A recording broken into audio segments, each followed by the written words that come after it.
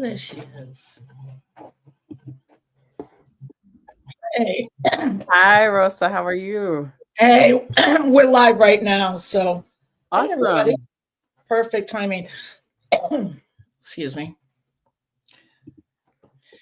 Peace, everybody. This is Rosa Clemente for Disruptive Chaos project called Can't Stop Our Blackness. If you know me, you know that's all I ever talk about. So, um, with that said, I'm really happy to finally have this brilliant sister on my show. She's an incredible article correspondent, all of all the things. She's all the things, as the young people say.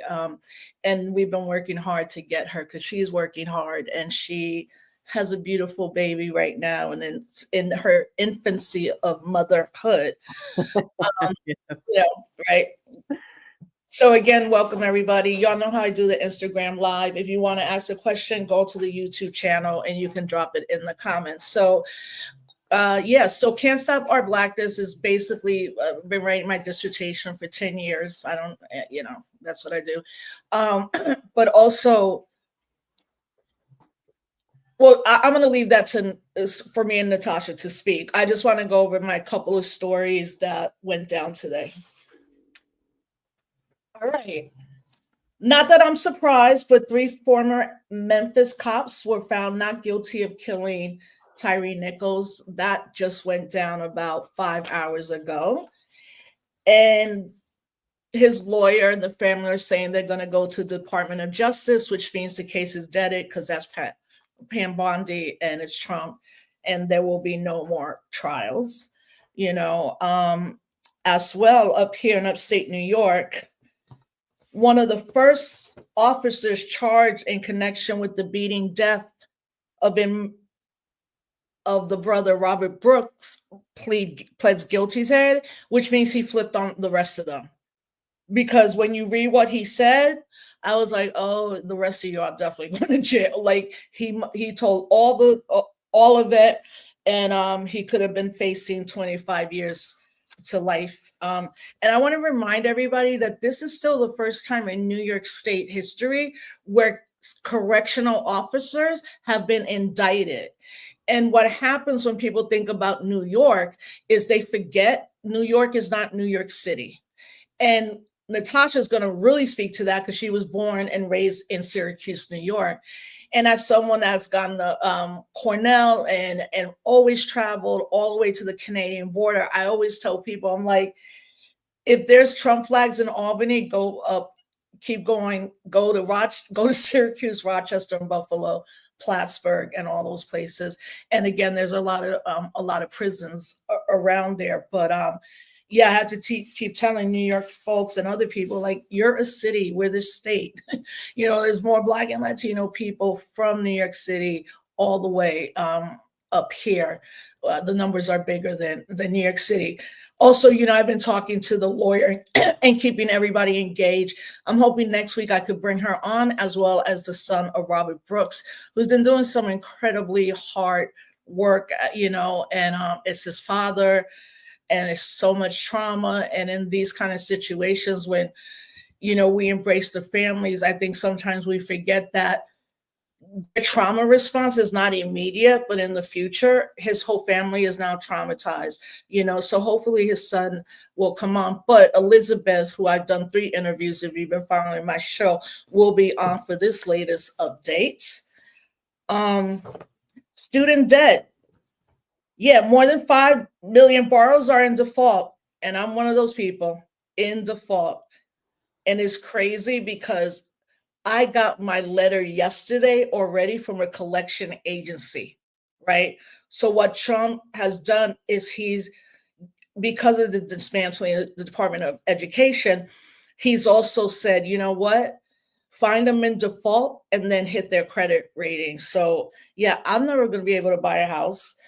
And it's just, I don't think people understand how much, like, at least my generation went to college and nobody ever really explained anything. They were like, oh, get a credit card and then get a student loan. And that was in the 90s. And a lot of my generation, unfortunately, we didn't know anything, about finances and all that.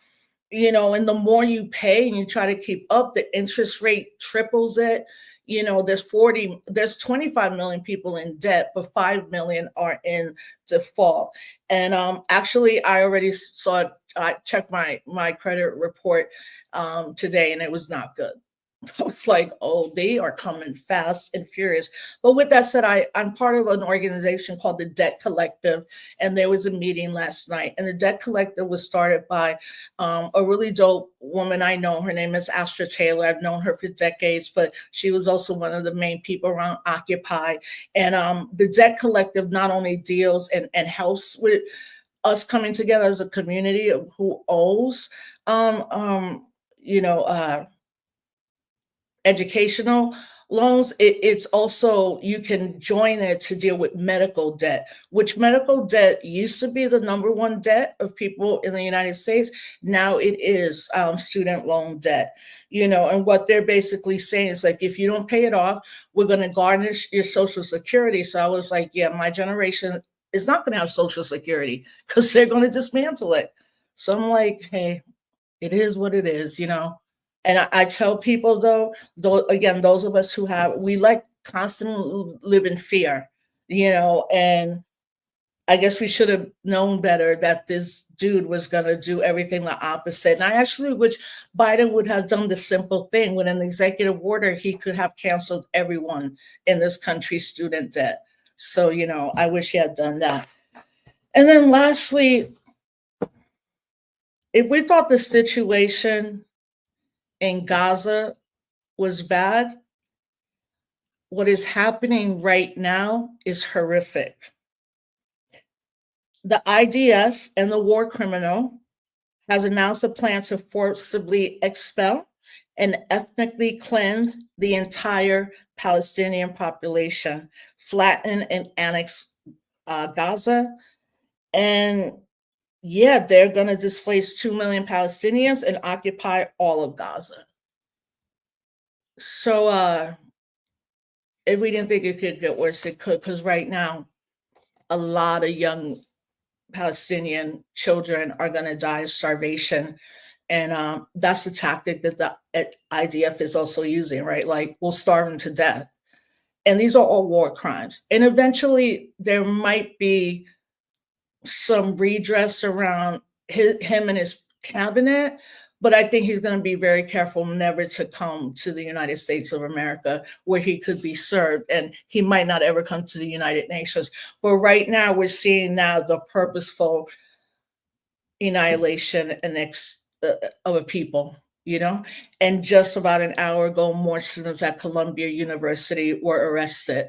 So shout out all the students at Columbia University, but shout out to all the students in all the colleges and universities. We're only hearing about the big ones. Any university I have a connection to, them students are standing so strong. And if people think they're going to stop, they're not going to stop. They're going to keep doing what they do in the summer. And if they can go back to school, they're going to keep occupying, because there is no way we can allow this to happen. It's going to take a lot of people being in these streets. But I do believe in the power of young people, because I know when I was young, I would be right there. And now some of us are doing the most we can.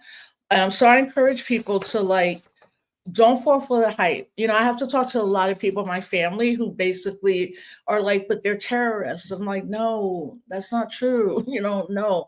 And, having these conversations, but being clear about what is going on. So that's just some little updates. So I am so happy to welcome Natasha, Afro-Latina woman, an author, award-winning journalist, and I've admired this sister since the first time I saw her on CNN. I was like, she's Afro-Latina on CNN. What's good? I like that.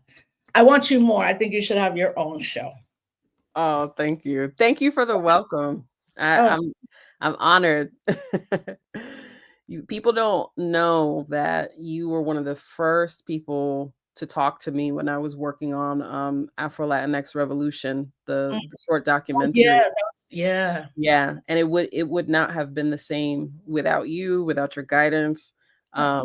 I just really appreciate your openness and just willingness to share and connect. And so I connected with Mikey Cordero when I was on the Mm, ground in PR. yeah. And he ended up doing all the visuals for the doc. And so yeah, I'm always grateful for that. But thank you for the support. Yeah, for sure. And it's so dope because I know Mikey too. And this uh younger generation like stepping into their African descendant or Afro Black Latinx stuff.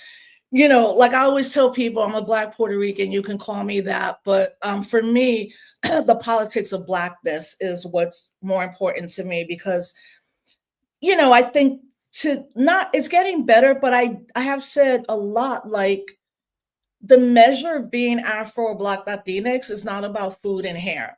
And I'm just like, I can't do another panel when we're talking about hair and food. Like, that's just someone else. I'm talking about the politics of identifying within not only racially Black, but also the larger radical tradition in this country. When I was reading your memoir, I was like, just everything you shared, and being so open and honest about when you were diagnosed with lupus, what your abuela meant to you, what it meant to grow up in Syracuse. So you were born in Syracuse. Like, what are your first memories in Syracuse, New York? Yeah, going back to the beginning. So, my mother is from the Bronx, for those who are just tuning in and like looking for the background. So, my mom, Boricua from the Bronx, New Yorican, and my father is African American. So, that side of the family is from South Carolina and Florida. Mm, And growing up in upstate, in many ways, you're a fish out of water. Being, that combination, but also you have your culture right there at home. So my earliest memories are, my mother making avena in the kitchen, or giving me arroz con gandules with like fried chicken, because we're mhm, this multi-ethnic family. So you always have both sides present. yeah. I joke in the book about her and I kind of eating a little different from my dad. He's eating collard greens and sweet potatoes, and we have like bacalao, because that's the fusion, right? It's just you bring all the entirety of who you are into the home. And so I was always walking with both of my cultures with me. But what I found is that when I stepped outside of the home, it was other people who didn't understand me. The North, upstate, as you said, has its own history with segregation, its own history with racism. And so things are very black and white there. And so people sometimes have a hard time making space or conceptualizing the Afro-Latino, even though we're everywhere, right? There's a huge Puerto Rican population in Rochester, Right. and there are a lot of Puerto Ricans that actually came to Syracuse as well, in the 70s and in the 60s. So we're in upstate. But when I was interviewing people for the book and talking to them, they confirmed that even within the same family, like one Puerto Rican family, people would have different experiences. And it was all because of how they were perceived in that upstate environment. Like, the lighter you were, if you could kind of assimilate into the white population, you're obviously treated better. And the darker you are, you deal with the racism of your African American neighbors. So that those were my early memories: the snow, the food, the love, and the complexity of carrying those different worlds with me. When you got to high school, was it like, did people just assume, quote, that you were like Black African American? It Or was interesting. I mean, the nose gave it away. Like, people would always look at the nose and be right, like, that's me too, because people will be like, you're Matt light skin. I'm like, I do know that. Like, my sister's darker, my dad's Black, but I'm always like the nose and the hips. Like, I'm both. yeah, Yeah, like people will look and they're like, you're not 100% black, right? And of Black. course, when they say black, they mean Yeah, African that's right. American, Yeah, yeah. which again, we'll talk about it. But so there were some who questioned, but the idea of whether I was black, that was not in question for the most part. Like, I think that there's particularly in the African American community, there's like a big umbrella where people are kind of welcomed in. There's a sense that, so-and-so's like mom, maybe this or that, but, generally you're seen as Black. It was more the making space for the other side. So if I did say, well, I'm also Puerto Rican, immediately they want to know, oh, do you speak Spanish? What do you Right. cook? Like they wanted some signifier Yeah. to show the authenticity of that. And that used to stress me out because, as we may talk about in the chapter Mother Tongue that I wrote, I have a complex relationship with Spanish. And so that was also a thing. The whether I spoke Spanish or not definitely impacted how people saw me. But I think the speaking predominantly English also helped me to kind of blend in. And so most people just assumed that I was African American. Yeah, I mean the language, right? Like I grew up bilingual, but when my parents moved out of the Bronx to Westchester County, when I went to school in middle school, they would take me out of class because I was still, speaking both. And it wasn't like horrible, but definitely like every time they took me out to do like language therapy, then I come out and then like either the African American folks in my high school were like, and then the white kids were just like, you're Spanish. And I don't know if I know my parents never said we were Spanish, right? Like it was always Puerto Rican. But I did go to Spain when I was 17, and I was like, oh, I'm not Spanish, right? I'm like, right. I'm in Madrid, like where all the Black people, like I probably wasn't even using that term. It was like I always tell my story. It wasn't until I got to college and someone was like, you're of African descent. I was like, actually, I do not know. Like I didn't know why Puerto Ricans were citizens. I didn't know anything about the Nationalist Party. I didn't know anything. What I did know is that my parents were very intentional in taking me, my brother and sister, 2 times to Puerto Rico, right? So they were very intentional. So like when I got to and was starting my academic life, it's like, oh, where do I kind of fit in? And in high school, my last year is when I met one of my dear friends, Tanya, where I would go to her house a lot, and her parents were from the South. And the thing about where I grew up, it's a very little small village called Elmsford, New York. I graduated with 34 people. We all still know each other. But I know when I was going to school, I was the only person that wasn't white or Black. And there was a moment where one of the white girls came out wrong. This is the last in the 80s hip hop, that kind of whole culture happening.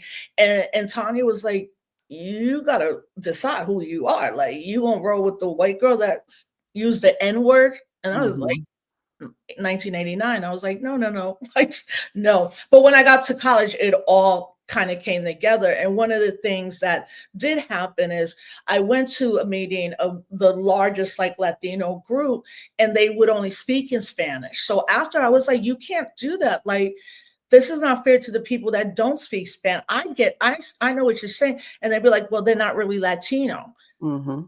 Yeah. So then I said, F this, I'm going to the Black Student Union. And that's what really brought me into my organizing.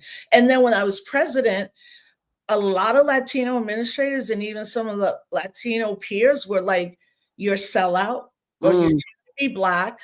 Wow. You got to pick a side. And I was like, you know what? I'm picking the Black side. And to this day, I tell everybody that the African American community, the larger Caribbean community has always embraced me 100, like you, right? Like it's the Latinos. And now we know the reasons why. So you're going through high school. And then how did you get to be like, okay, this is where I'm going to go to college? Well, I mean, about that imposter syndrome. Yeah, for sure. There's so much that you said, by the way, that is so relatable. I mean, just to quickly, what you were saying about being pulled out of class, right?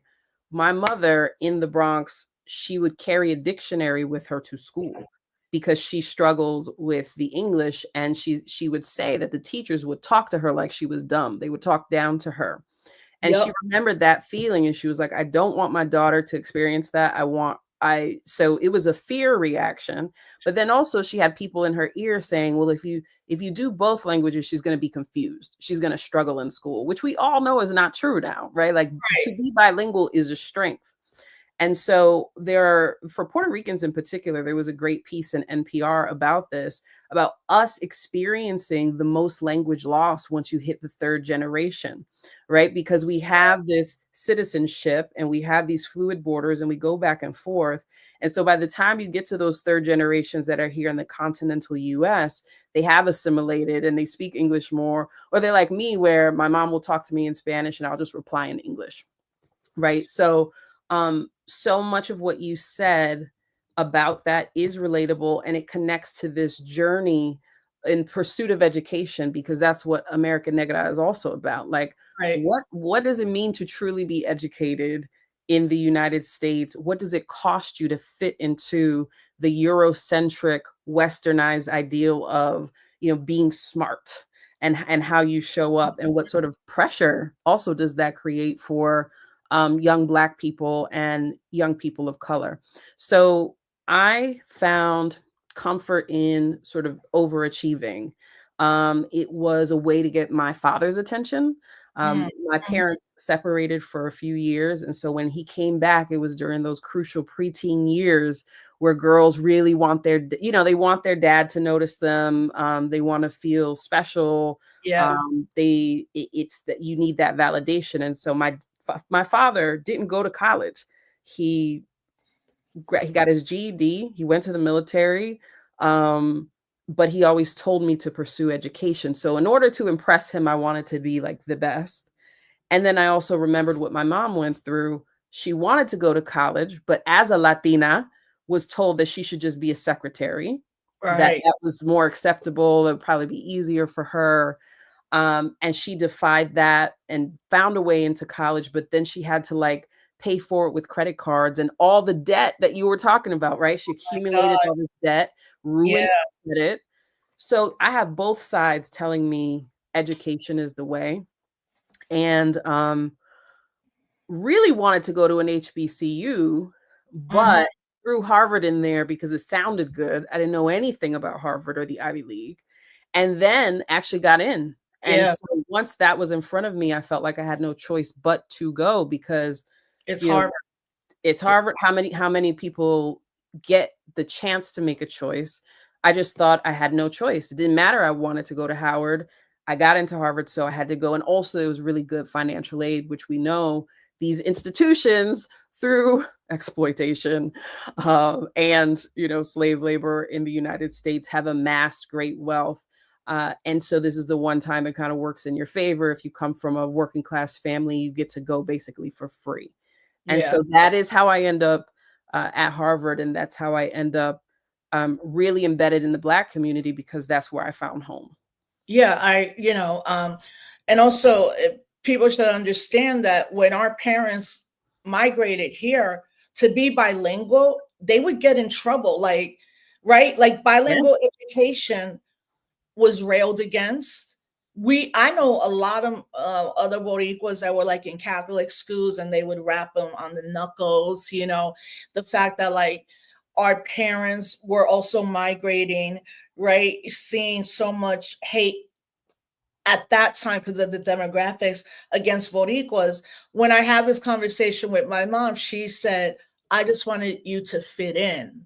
And I Yeah. was like, I get it now, right? Like, I Yeah. got you. Like, I understand, and I think at that time of the 50s and 60s to the 70s, our parents was just like, listen, I just want you to fit in, then just graduate and we could talk about the rest later. Yeah. But Yeah.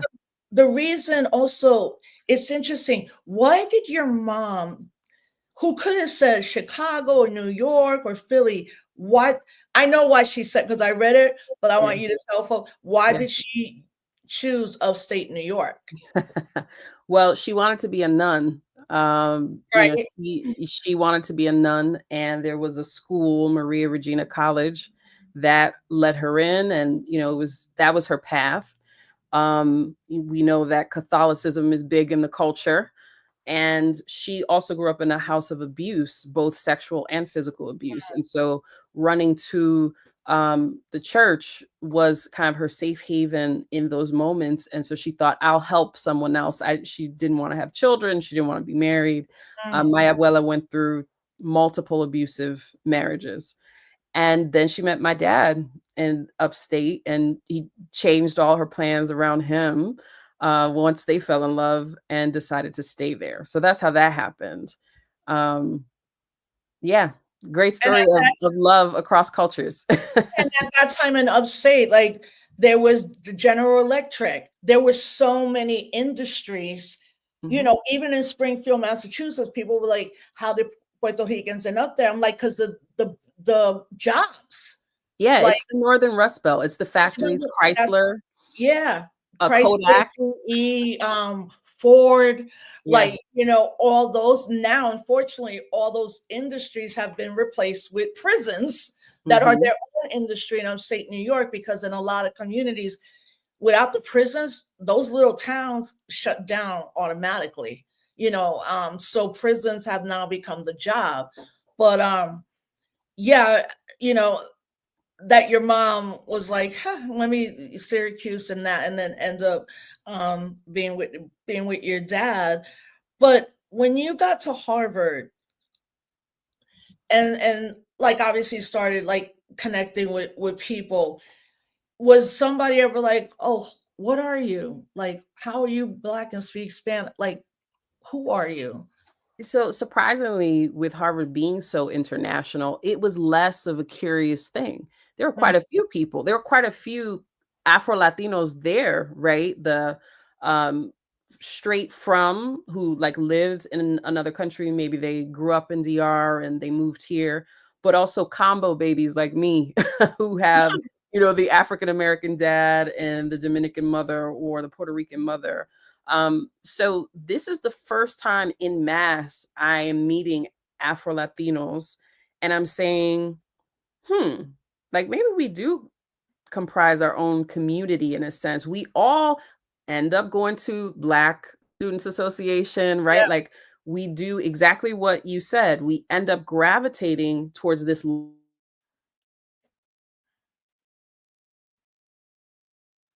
Um, no, it froze. Why is it freezing? Sorry about that. It may have been me. But It's I was okay. just You're here. okay. Yeah, I was just saying that the Afro Latinos, we end up gravitating to the Black community, but it is there that I start the intellectual investigation of what it means to be Afro-Latina, because it's coming to me now. That's what college is for. That you explore, Yeah. you try to make sense of who you are in relation to other people. And I'm like, my Latinidad is a part of who I am, but it shows up in a different way from the mainstream conception of Latinidad. So what does it mean to me? And so I also talk about that in the book. Right. The And then, so you graduated from Harvard, and is that when you went to Teach for America? If I could It recall. was not my first stop. So there's a really Yeah, speak to that. interesting chapter called Sellout.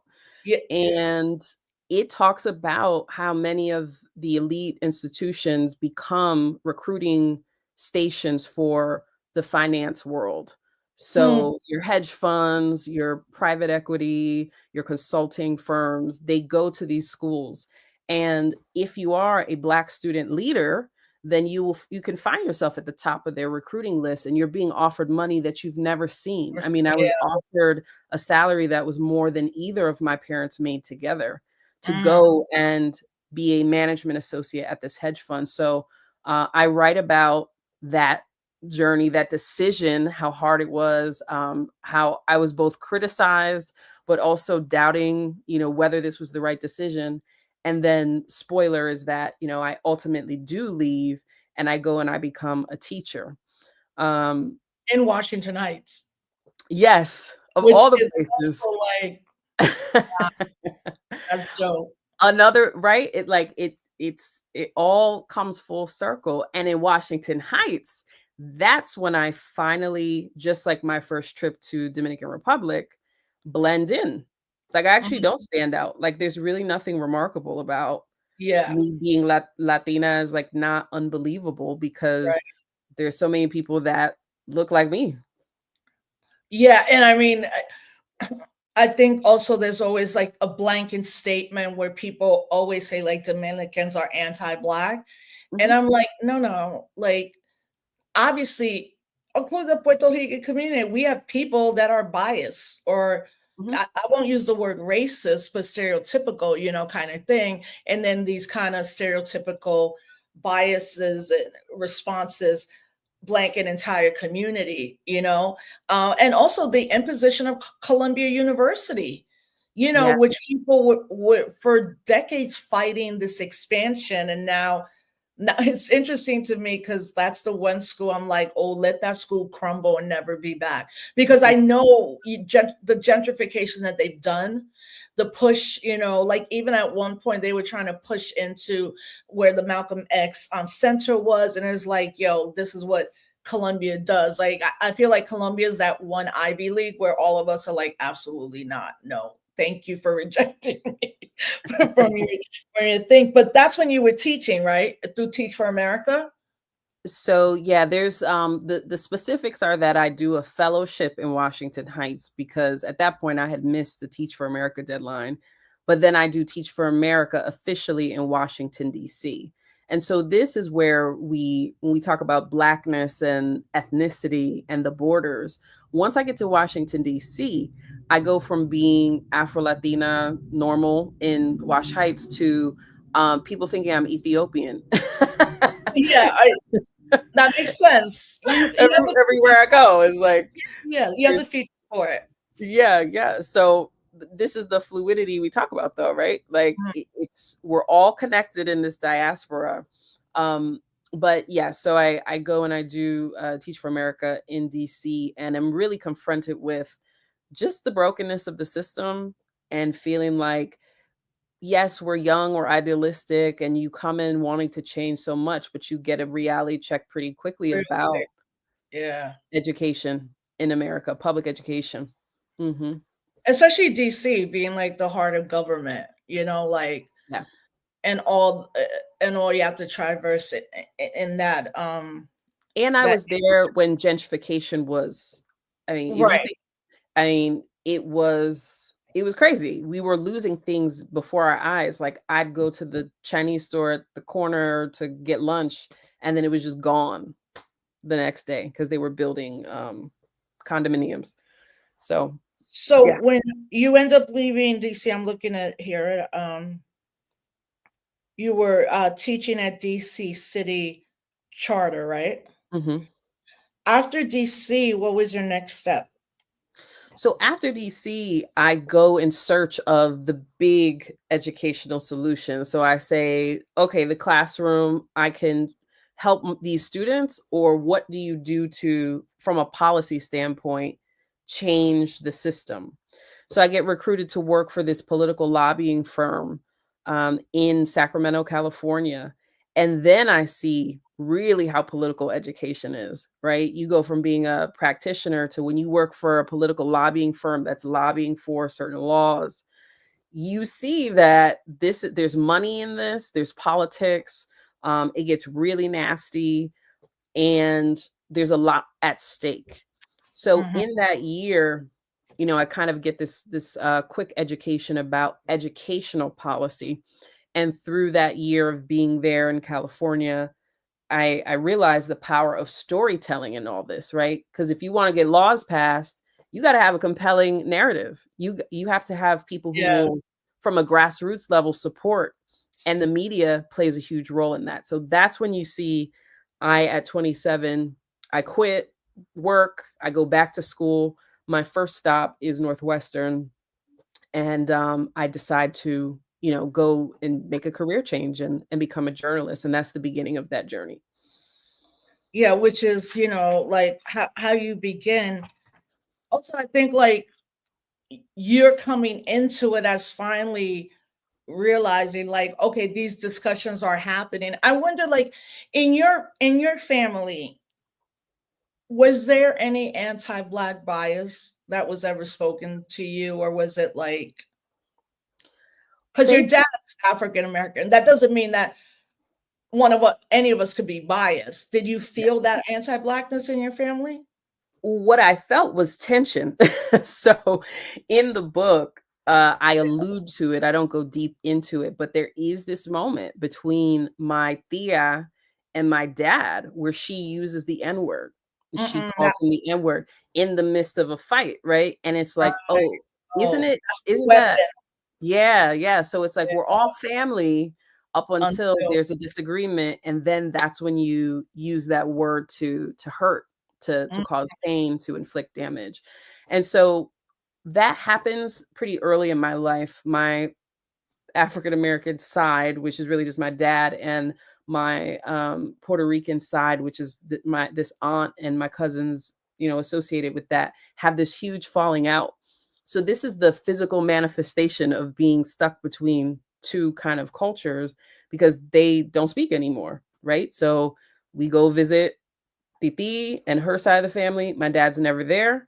And then, when I'm with my dad's side of the family, they're never there. And the two eventually there's a resolution. And I talk about that at the end of the book. But so yes, I do. The anti-blackness is manifested in that moment. But in terms of the day to day, it's like, oh, I get all the love, right? When I'm with my Puerto Rican family, yeah. anything I want, they're cooking it for me, right? Like anything that I need in terms of support, they're there. However, as I said, in the heat of the moment, that's when Yeah. some ugliness, came out.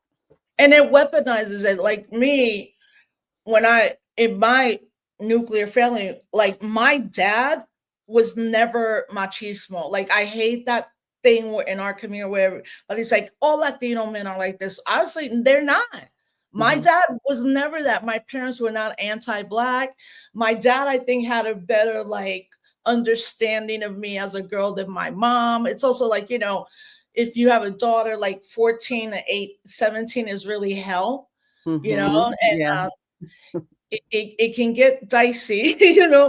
but so when I was growing up and people were like, well, your family's anti, I'm like, no, I have like, my mom has 15 brothers and sisters. So every year we went to Las Vegas, where a lot of them were, there were moments. And there was a specific moment where the Olympics was happening.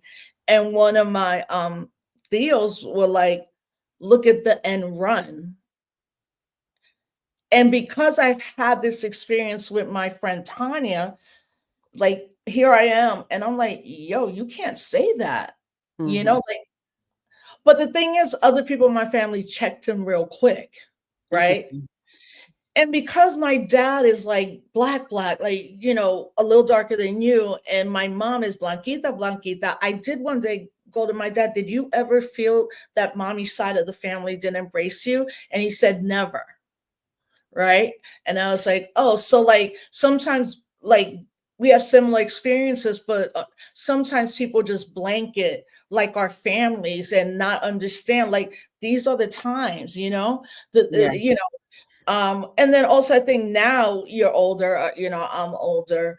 I'm more with some people in my family who have become Trump people. I'm like, I'm never going to see y'all again. I'm not going to that family reunion. I don't have time for that, But the more I think about it, I was like, my dad definitely showed me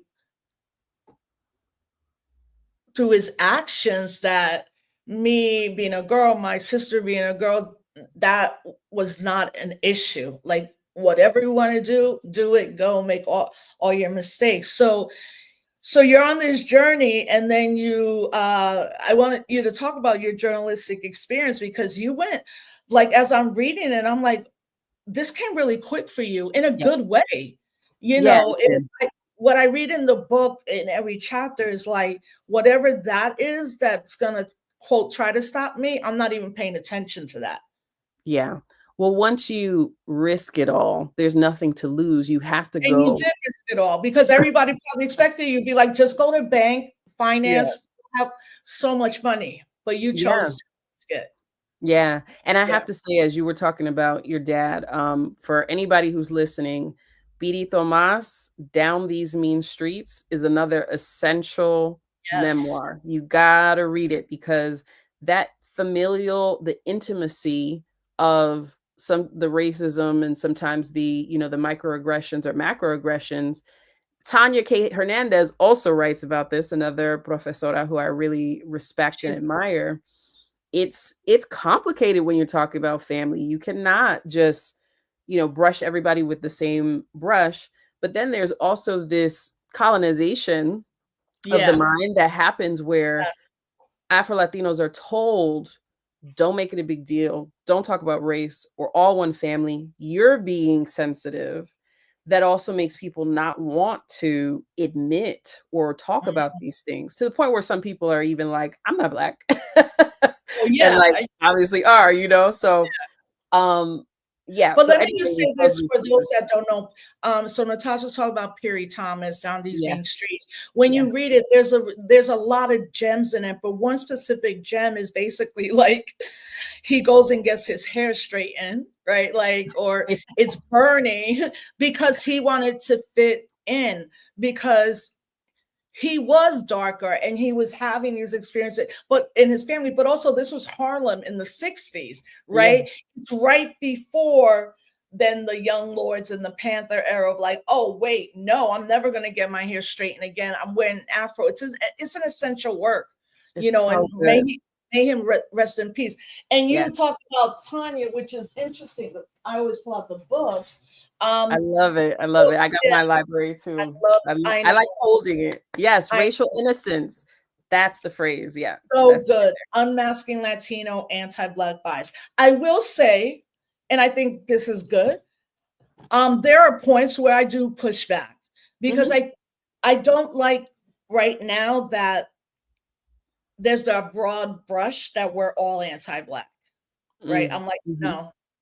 And I've been challenged by younger people, and I'm like, you know what, you're wrong, and you'll deal with it. Like, I'm not going to argue with you about it, because a young person should push back. I don't like that because it takes the responsibility away from white supremacy, you know? Mm, And mm. that a lot, again, of our families did not have these experiences that we had. Yeah. We go to school, but then we go to college, then we're embraced, then we're making our way through the world, and I truly believe that it takes that onus off, because once I was embraced by my Black student union, I do know that to this day it is African American folks or African international folks that to this day are like, yo, we love you, girl. But there's a reason I had to go to the BSU, and thank God for that, because that leads me to me and hear Dr. Maita Moreno Vega, where I was like, what? What's an African descendant? And Mm. I told her this story. I said, I would not be here if you didn't come that one day, because here we are, Hispanic Heritage Month. Here's this Afro Puerto Rican, it's like very formal. I'm like listening to everything. I see people like the energy, and then she finishes, and I'm like, and everybody else was sitting down like, bitch, sit down. We ain't clapping for that. She's trying to talk about She being Black. spoke to And you. I She was literally speaking was to you, like, though. I was Yeah, like, she was speaking to you. Dr. Vega, Yeah. you know, she's like, fax me, because I was in the 90s. And that's exactly what I did. Well, And yeah, yeah, I just wanted to say yes, because no, go someone ahead. had to. There are people who preserve the traditions, right? There are people who knew they were Black from day one, as the great Yeah, Dash Harris says about, born yeah, Black and being Black. So absolutely agree. And for Puerto Ricans, there's just we have so many different variations and colors and experiences that you cannot just say we're all the same, right? Because we go through the world in different ways. So I definitely understand where you're coming from with that. yeah. And Um also as Boricuas, right? Like when you go to the island, everybody's just either Puerto Rican or not. yeah. For the most part, I do say, like, after Hurricane Maria, now we're seeing like a renaissance. Like, you go to Puerto Rico now, there are Black Puerto Ricans like, what? Yo soy negro. That's who I am. There's a more nuanced understanding of younger people who are claiming this, and that's critically important too, because we are diasporic people, and it's really good to finally see, like, just like a sea change of younger Black Puerto Ricans, staking their putting it down, like, this is who I am, and Yeah. I'm gonna be Black, and we'll have to deal with that. And I Yeah. think in the ways, yeah. What do you so Yeah. no, go ahead. No, the last piece of this, I love this because again, when we are in conversation, it's like these aren't conversations you can have with everyone. So I'm just excited because every time you say something like, "Oh, I read this thing," I know, because you're but talking on friends. but I read this great research article about where they studied Puerto Rican classrooms and how some students initially were like, well, don't call me Black because Blackness is only slavery, right? They Right. had not been taught about the revolutionaries who resisted slavery, like the revolutionaries who revolted, or the allies who came together to help, so this is why narrative is so important, because how are you going to expect somebody to be proud if all you're telling them is that they were just a conquered people, right? Yeah, yeah, Right. And if you absolutely. present it that way, because, to be enslaved doesn't mean you were conquered. But if that is the sort of narrative, children are picking up on that early and they're saying, I don't want to be that. So when you were talking about people embracing it, I think it's that consciousness is like being fed. And also, I think the internet helps break down some of those walls and like helps us Yeah, to exchange ideas and all of those things. But when you talked about the journalism and it coming fast, um, I wanted to write this section of the book because I wanted people to see I got knocked down in the beginning of my career. I came in hot, right? Like I got a TV job right out of grad school, which is very rare to do. very. Um, and was sort of on the ascent and ran into like a huge issue in my newsroom, which I won't give away all the details so people go read the book.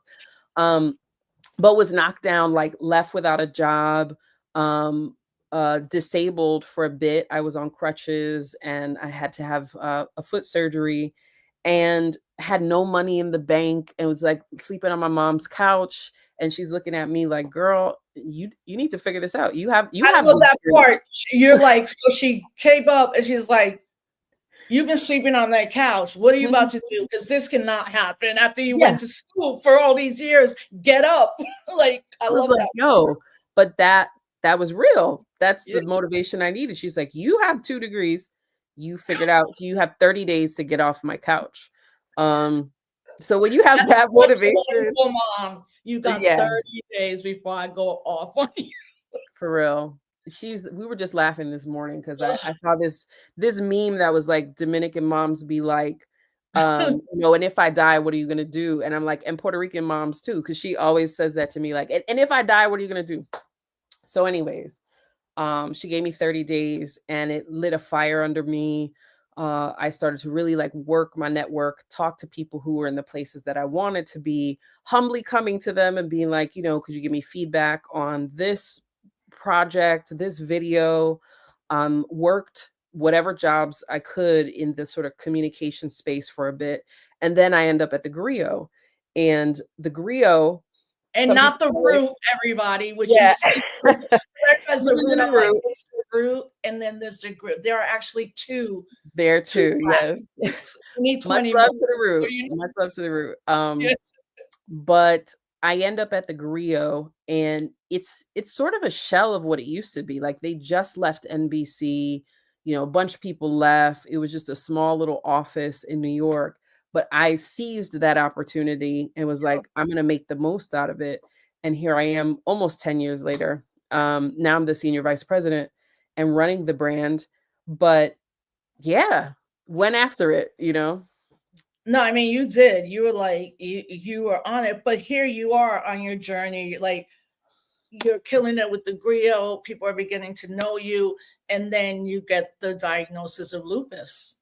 Yeah. You Yeah. had already been struggling, and one of the doctors said to you it's arthritis, but then the other one's like, no, you have lupus. Yeah. So you hear that, what happened the minute they told you, where you're like, what the F for? Yeah. I was in denial. I just didn't believe it. I didn't want to believe it. I didn't like the idea of having something for life, right? Because there's no cure. And I just thought, I'm too young. I'm too young to have like a chronic illness because I had just turned 30. Right. And so, yeah, I spent the first year or two in denial and suffered because of that, because the body is right. Like there's a reason why it's a disease and the body's You going were to in respond. pain. Yeah. You were in Yeah. pain. Yeah. So, but we're taught to also be used to Push through pain. it. Yep. Right? Like that's just part of, okay, our mothers, our abuelas were in pain. Like, this is just part of life, I thought. But I unfortunately, I kept ending up in the hospital in these drastic situations where I could not ignore that this was part of my life now. And so, yeah, in the beginning, it was very difficult. Yeah, I mean, definitely, like, our moms are the type that's like, keep doing it. Like, don't complain about it, you know? I think the older the moms get, and me at least being the first daughter is like, um, my mom, it was just me and her.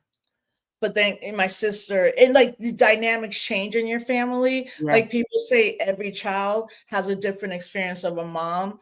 The mom I had was not the same mom that my sister or my brother did. Mm, And because I was the oldest, right? And they're they didn't understand. I mean, they understood the racism in New York City, so I think because our moms always powered through, it's like, no, you shouldn't have to do that. But first, thank you, but I don't have to do that. And the yeah. reason I don't is because you gave me an opportunity not to have to do this. Yeah. I'm not going to be silent. I'm not going to be quiet. So your the griot and everything is looking up. You get hit, which obviously would impact your mental health. Mhm. And you speak to that, which I think is so important even right now. As much as everybody in the younger generation is like, it's okay to talk about this, I'm like, yeah, I'm gonna tell my mom I'm depressed. She's gonna understand and be like, figure it out. Right. Like, she's like, you want to do all these talking things? Figure it out. You'll be fine.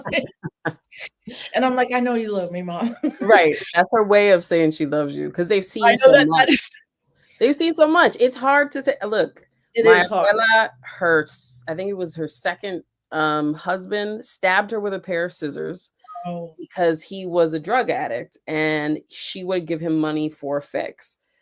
When you have those type of traumatic stories as your backdrop, it is kind of hard to get sympathy from the elders because they're like, well, I went through this. Like that's just how it was. It was tough. So there's that balance of honoring, right? Like our pain, voicing it, and then as you said, not letting it um immobilize you. Like finding out, how am I going to treat this? How am I going to support myself? Like what do I need so that, I can heal? Like those are the questions that I think we are privileged to wrestle with to yeah, and figure out the healing and part. yeah, and like just with that, I always think about like, I don't want us just to survive. I want us to thrive. And I Right. do a younger generation, including mine, is breaking a lot of patterns.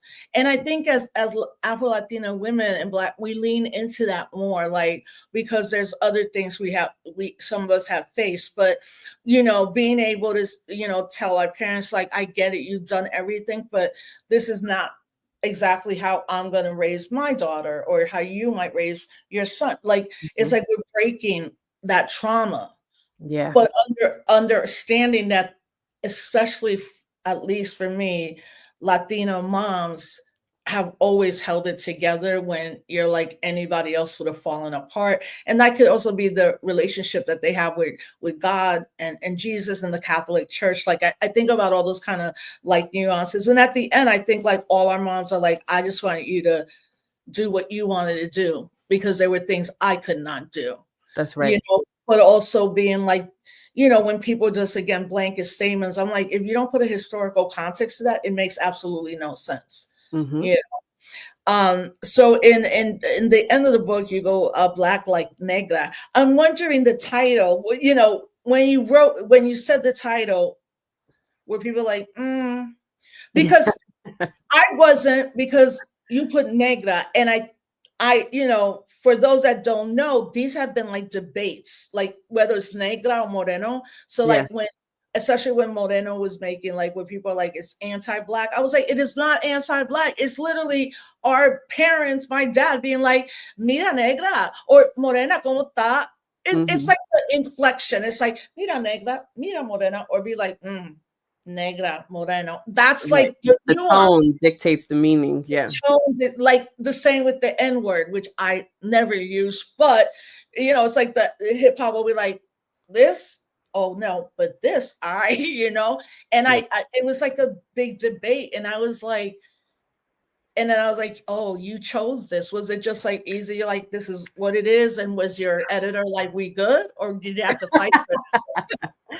Did you have to fight? Did you fear? I don't think you feel backlash. I'm just curious to know why the Yeah, title. Rosa, I just honestly, it just came to me, which I know is like weird because people say that about a lot of things, but the phrase came to me as I was trying to describe what it meant to grow up in the US context, being Puerto Rican, being African American. Like, I was like, what is the thing that encompasses all those identities? Miriam Jimenez Roman talks about that, like, triple consciousness, Yeah. right? And I just felt like one term wasn't getting it. So I was like, I am an American negra. And like, Morena, I actually had a different title with Morena in it, but it just felt too like culturally specific to be accessible to everyone. I felt Yeah. like Negra would get Right. Americans' attention because they think the N word, or they think Negro. And so Right. they might be like curious, like, well, why is she saying Negra and not Oh, Negro? yeah, that was genius. You did. I get it. Thank Yeah. you. I wanted to start conversation and have us interrogate, as you said, the meaning of the terms, how it's changed over time. So there's a part in the book where I talk about Negro at one point, Yeah. what it meant and how we went from Negro to Black. Because at one point Negro was respectable. And Yep. then it was like, nope, we're done with that term.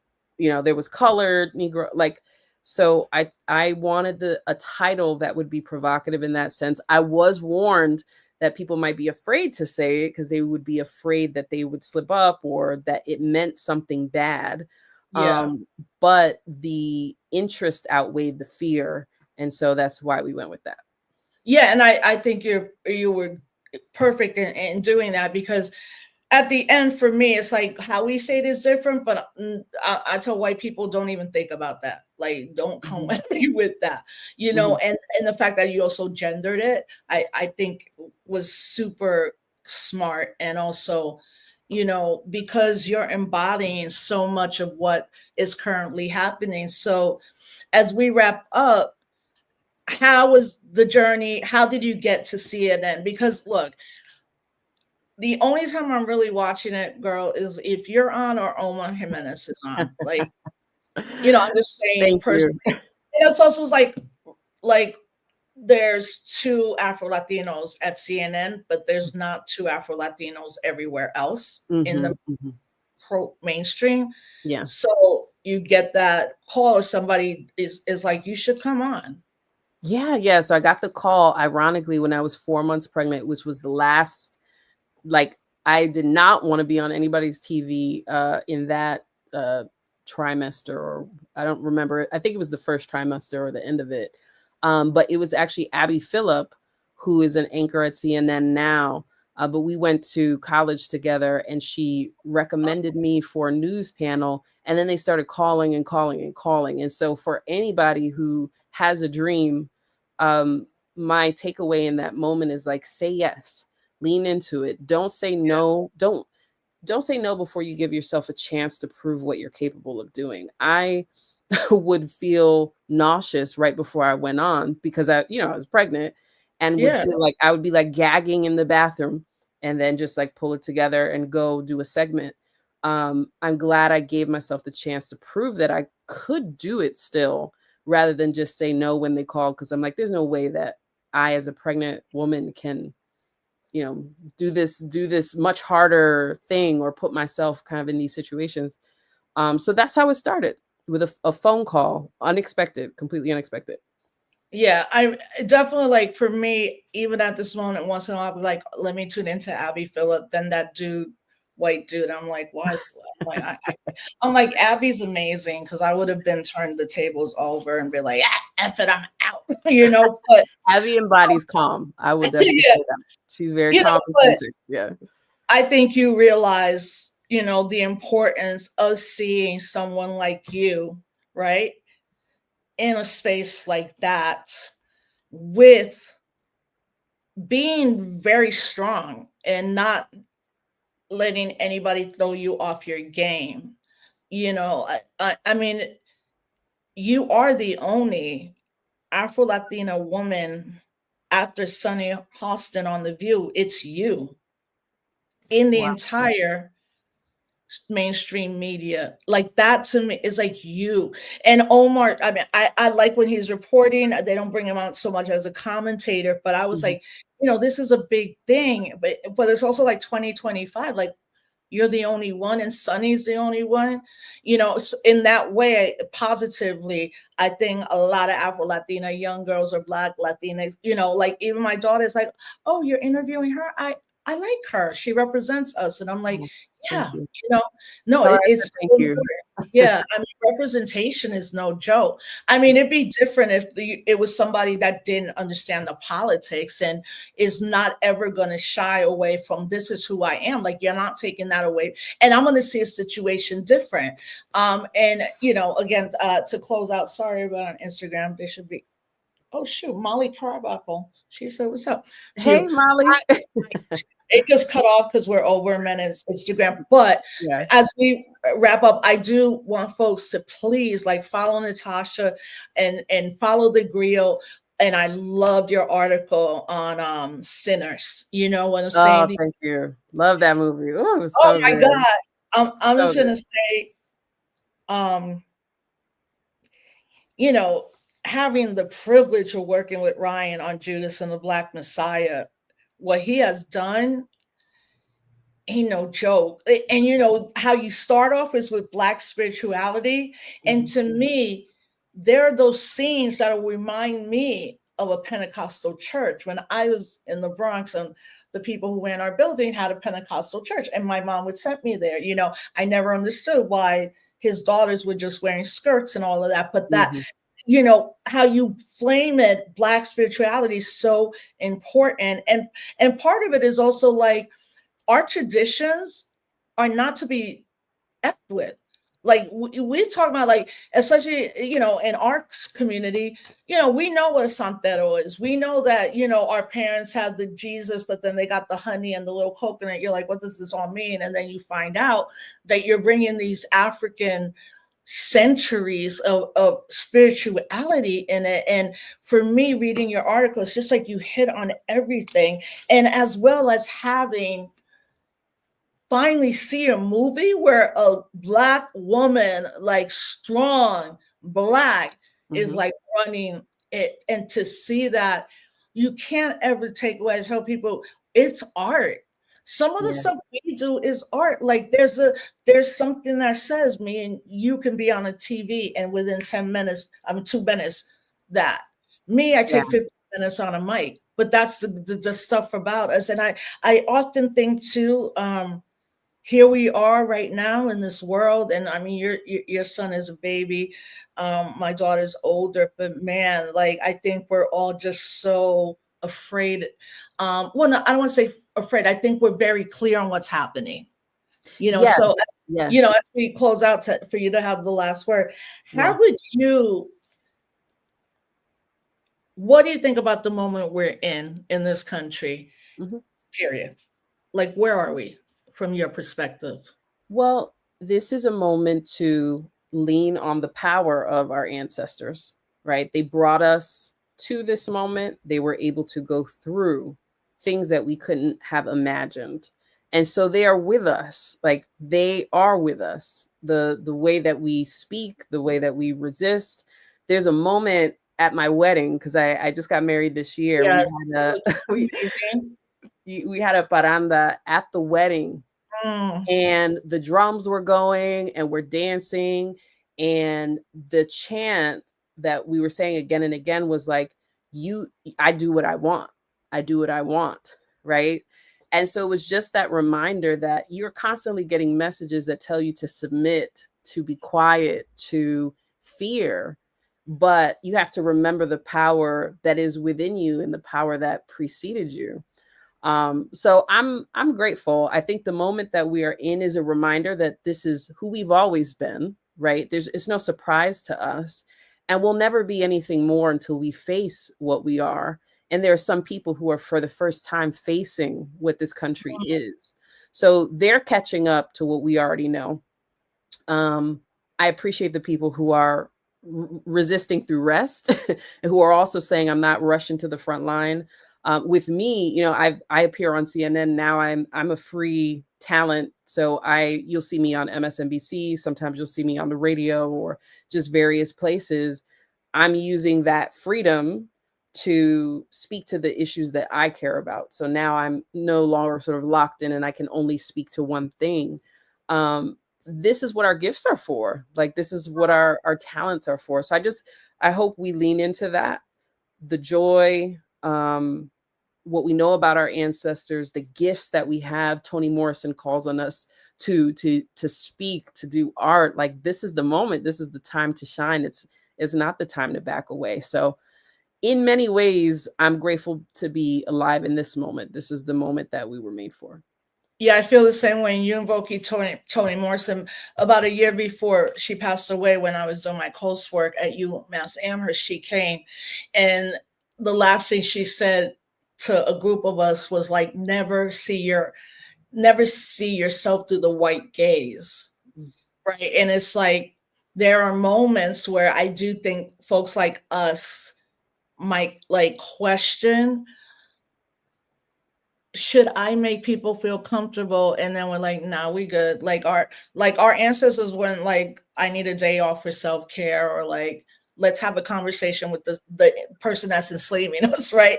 And you bringing all of that into the book, and really your ancestors, you know, I think is a beautiful thing. I believe that so many, specifically Afro-Latina, Black Latina, and I hope men and non-binary folks really read your book, because it's very personal.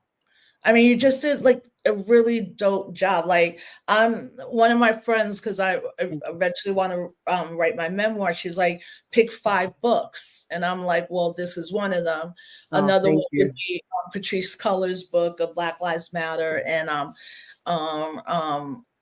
Joanna Fernandez with the Young Lords, the work she did with that. So first, thank you. I hit you at the last minute, and I would just really want to thank you for being on, and I want to bring you back in the future, and I want to see you more in those spaces as times allow, because we're all going to really need to lean into each other.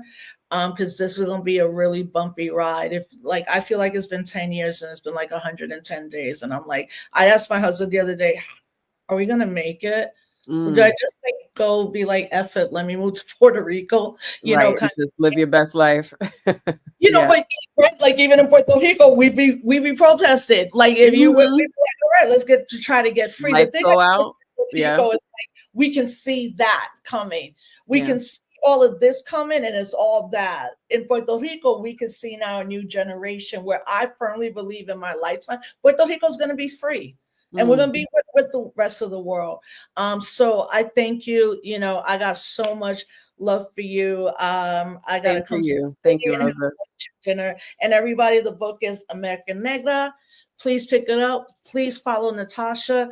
And thank you so much for being on. And I'll be watching for you and hitting you up. Thank you from the bottom of my heart. Thank you, Hermana. I appreciate it. Thanks, everybody, for listening. Go ahead. All right. Bye. Peace. We'll talk soon. All right. Hey, everybody. Thank you so much. That was a great interview, right? So, again, Disrupt the Chaos, Can't Stop Our Blackness here. My show, both shows are sponsored, and I really hope that everybody follows Natasha. She's incredible. And I just love seeing younger Afro-Latina women doing their thing. And, you know, as we say, keep fighting back and resist. I'll see you all next Wednesday at 7 p.m. Thank you. Share, donate, subscribe to my YouTube channel. I'll see everybody next week. Peace.